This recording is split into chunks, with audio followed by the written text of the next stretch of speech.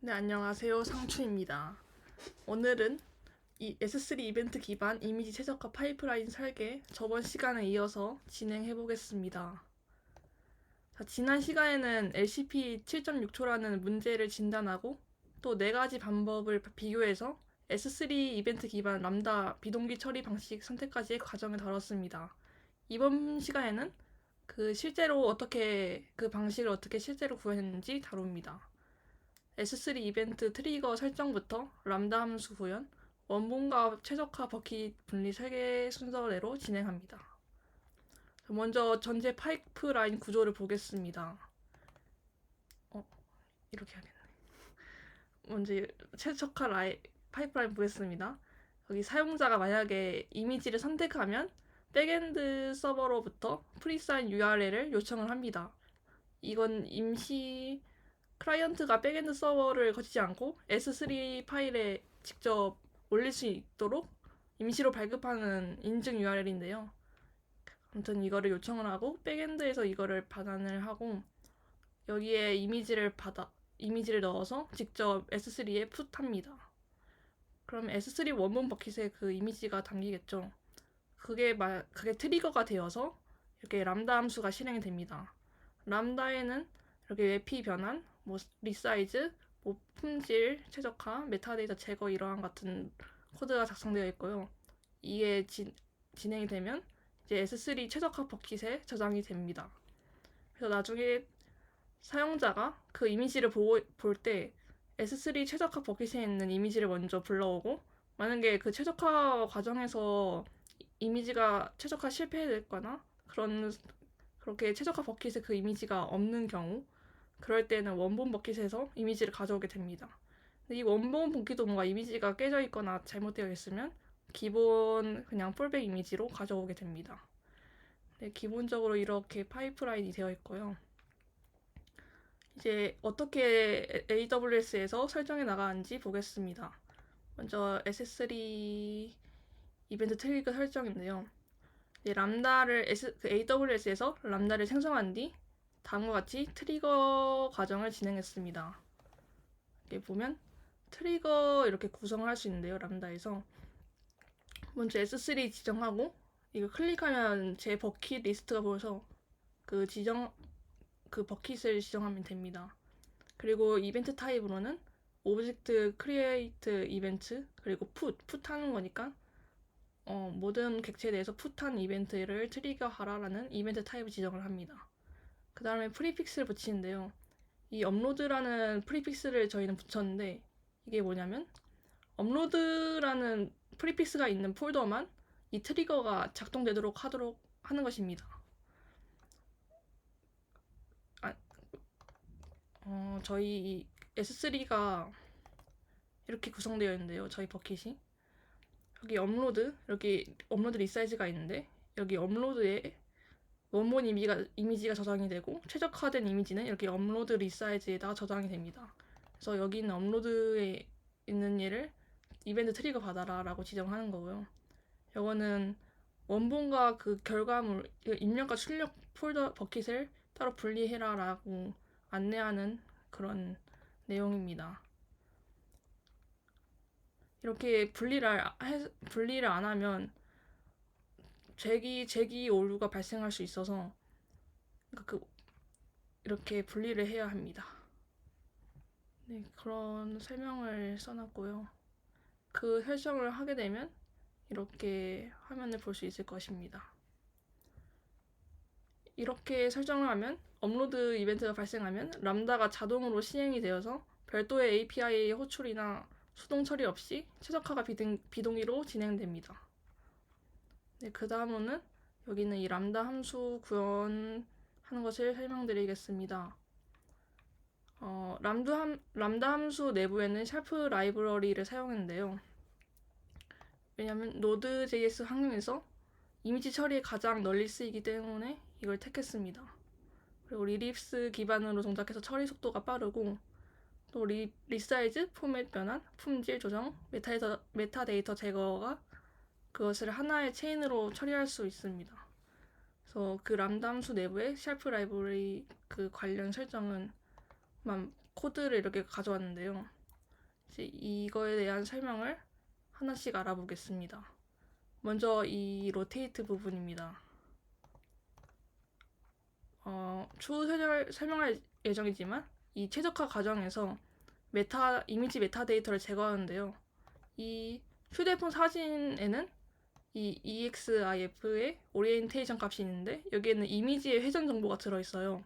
그래서 이 메타데이터를 제거하면 이 회전 정보도 제거가 되어서 올바르지 않은 방향으로 이미지가 변환될 수 있습니다. 그래서 최적화 전에 이 로테이트를 통해서 이미지를 원래 방향으로 먼저 회전시키고 최적화를 진행해야 정상적인 방향으로 이미지가 변형이 될 수 있습니다. 실제로 원래 이 메소드를 안 넣었을 때 이렇게 되더라고요. 이게 올바른 방향인데 이렇게 이상한 방향으로 돌아가는 상황을 발견했었습니다. 네. 그 다음으로는 이 리사이즈입니다. 저번 시간에 라이트하우스 분석을 진행한 걸 보여드렸는데요. 그때 분석 결과에 화면에 필요한 크기보다 훨씬 큰 이미지가 그대로 전달되고 있다라고 힌트를 알려주고 있었습니다.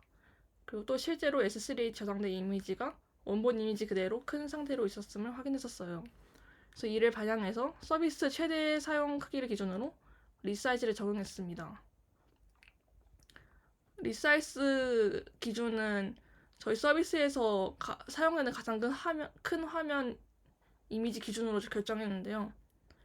저희는 이렇게 이미지를 썸네일하고 이걸 클릭했을 때 이렇게 전체 화면을 보이는 모달 이미지가 있는데 이 모달 이미지가 최대 400 곱하기 400으로 충분했기에 이렇게 400, 400으로 지정을 했고요.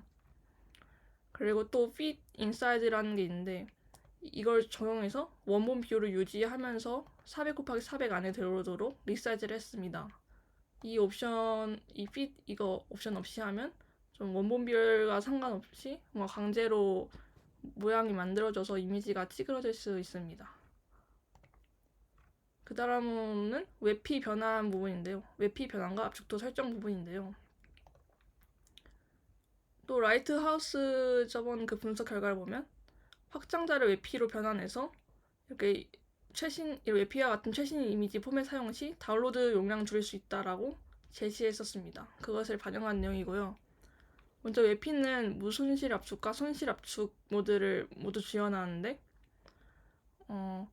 이게 사용자가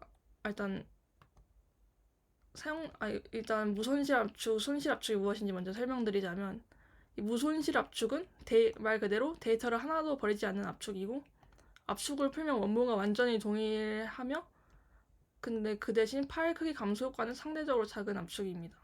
근데 손실 압축은 좀 사람 눈에 잘 안 보이는 데이터를 일부 버리면서 압축하는 것입니다. 그래서 원본으로 되돌릴 수는 없지만 파일 크기를 훨씬 많이 줄일 수 있습니다. 저희 모멘트는 사용자가 업로드한 이미지가 그 색 변화가 뭔가 자연스럽고 뭔가 그 이미지가 그렇게 막 중요한 건 아니어서 손실 압축을 적용해도 사용자가 품질 저하를 인지하기 어려워서 그냥 손실 압축을 적용했습니다. 손실 압축은 좀 사람 눈에 그렇게 티가 안 나는 정도로 데이터를 버리기 때문에 이걸 선택을 했었고요.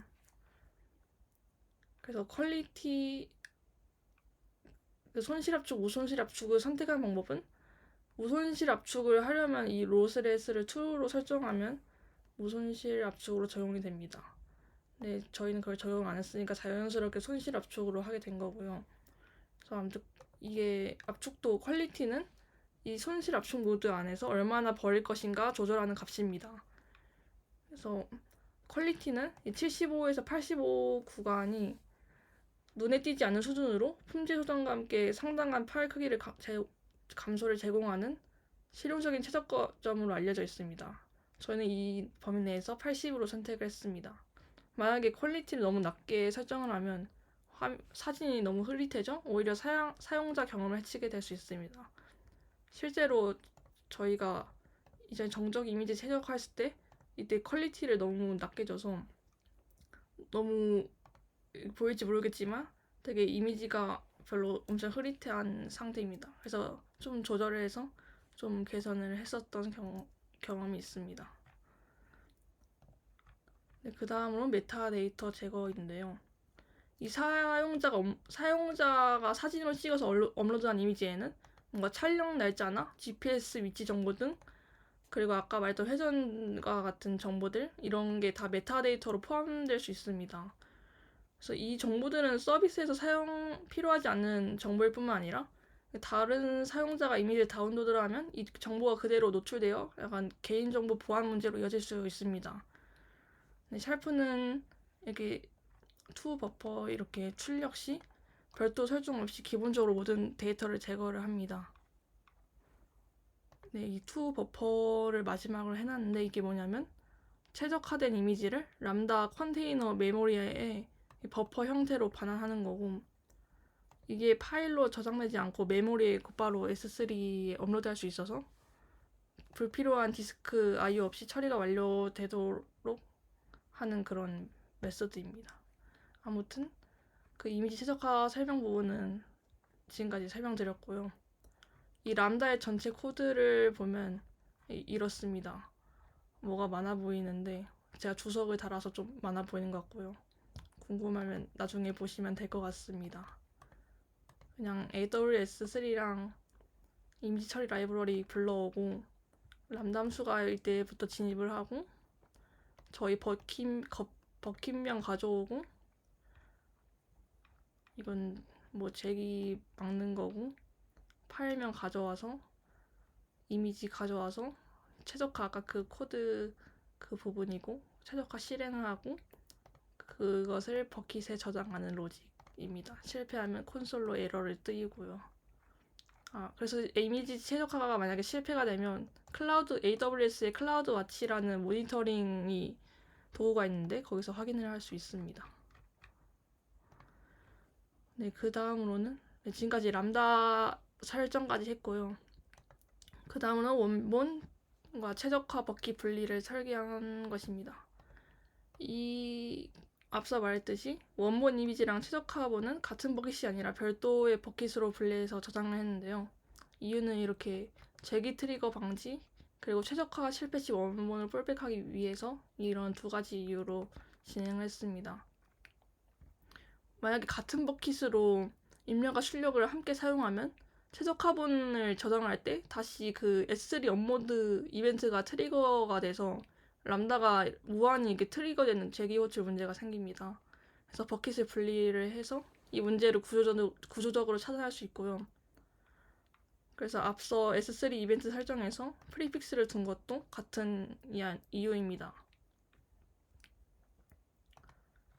그리고 또 최적화 실패 시 원본 풀백을 하기 위해서인데요.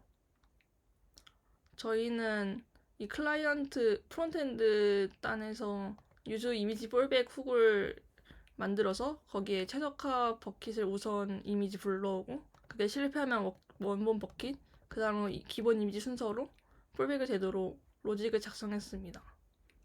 앞서 봤던 아키텍처 그 파이프라인에서 봤던 이미지인데요.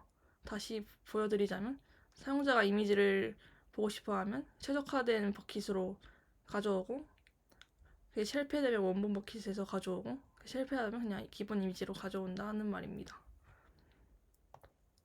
네, 이렇게 최적화 파이프라인 구성됐고요. 그 결과 S3 람다 파이프라인 구축 후 라이트하우스를 다시 측정을 했는데 이게 LCP는 7.6초에서 2.1초로 그 구글 코어 웹 바이탈 기준 나쁨에서 좋은 구간으로 개선이 되었고요. 그 퍼포먼스도 자연스럽게 70에서 90으로 개선되었습니다. 또 네트워크 탭에서의 변화도 뚜렷했는데요. 또 저번 시간에 문제 상황에서 주요 방목으로 지목했던 이미지 리소스의 컨텐츠 다운로드 시간이 632.32초에서 0.52 밀리세컨드에서 또 0.52 밀리세컨드로 줄었습니다. 즉 전체 이미지 로드 시간도 이만큼 줄어서 이미지 다운로드 구간의 병목이 해소가 되었습니다.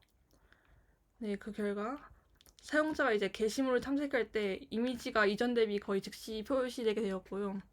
또 이전처럼 이미지를 기다려야 하는 상황은 많이 해소되었습니다. 또 일회성 개선이 아니라 사용자가 이미지를 업로드하면 자동으로 최저 카본이 생성된다는 구조를 마련했다는 점에서 또 운영 측면에서 의미 있는 결과가 나왔습니다. 네, 마무리입니다. 지금까지 S3 이벤트 트리거 설정부터 람다 함수 구현, 원본 최적화 버킷 분리 설계까지 파이프라인을 어떻게 구축했는지 다뤘습니다. 그 결과 LCP가 개선이 되었고 퍼포먼스 점수도 개선할 수 있었고요. 또 단순히 이미지 압축한 게 아니라 기존 업로드 그 프리사인 URL 업로드 흐름을 유지하면서 이미지 처리를 서버와 완전히 분리하도록 만든 게 핵심이었고 덕분에 기존 API와 클라이언트 소스 코드를 거의 수정 없이 적용할 수 있었고 또 업로드량이 늘어도 이게 분리되어 있으니까 API 서버 부담이 커지지 않는 구조를 갖출 수 있었습니다. 결과적으로 사용자는 뭐 이미지를 빠르게 볼 수 되어 있었고 뭐 성능 개선도 달성할 수 있었다. 입니다. 이상입니다. 아, 잘 들었어요. 예.